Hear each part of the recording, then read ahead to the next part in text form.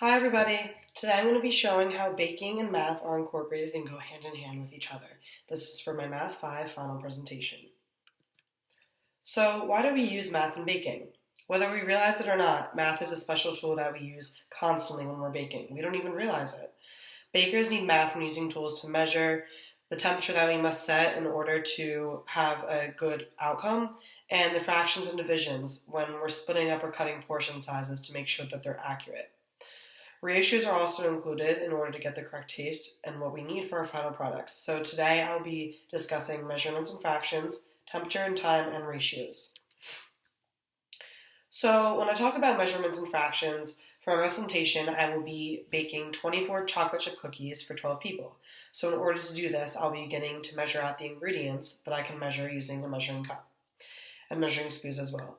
So what I'm going to need for my chocolate chip cookies is 1 1/4 cup of granulated sugar, 1½ cups of butter, this needs to be softened, 2 teaspoons of vanilla, 3 eggs, 4 1/4 cups of all-purpose flour, 2 teaspoons of baking soda, a ½ teaspoon of salt, and 1 to 2 bags, 12 ounces each about, of chocolate chips.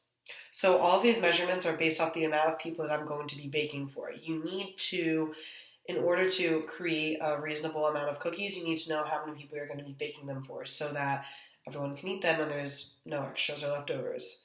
So, for example, if I'm baking for 24 people, I'm going to need 1½ cups of butter. If I intended to bake these cookies for a little bit more people, like a party of 40 to 50 people, I would need to use 3 cups of butter.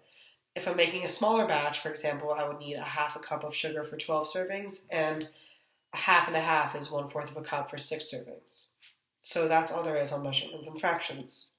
Now moving on for temperature and time, they're very dependent upon each other, so when the temperature rises, you need to lower the time.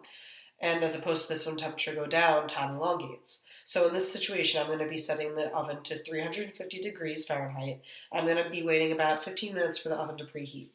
After that, I'm going to put the cookie dough trays into the oven, and the baking pan I'm using is about 13 by 9 and by 2-inch pan, and I'm using this pan because the cookies are obviously going to be layered upon it, and I'm going to lay these in the oven for 20 to 25 minutes, and I don't want them coming out burnt or anything, so to get the soft texture that I want, I'm going to put those in for the 20 to 25 minute time frame.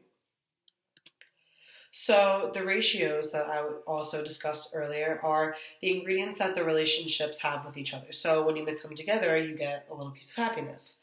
So the relationship in math is referred to as ratios is when all of these are mixed together. So for example, say a recipe calls for 2 eggs and 3 cups of flours, the ratio would be written 2 to 3 because for every 2 eggs you need, there must be 3 cups of flour.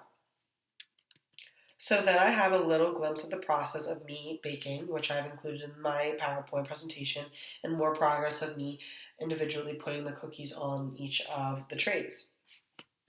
So for my final product and conclusions, after observing how time, temperature, and the use of fractions, serving size, and measurements of cookies, I made the conclusion that without math, none of this could be done efficiently. Without measuring, which I've tried before, you don't know what you're going to expect for your outcome. So in order to get exactly what you want, you need these to both be efficient and fun, and the representations of accuracy that math has to offer is super significant. I hope you guys enjoyed my presentations. Please leave comments and questions below. Thank you.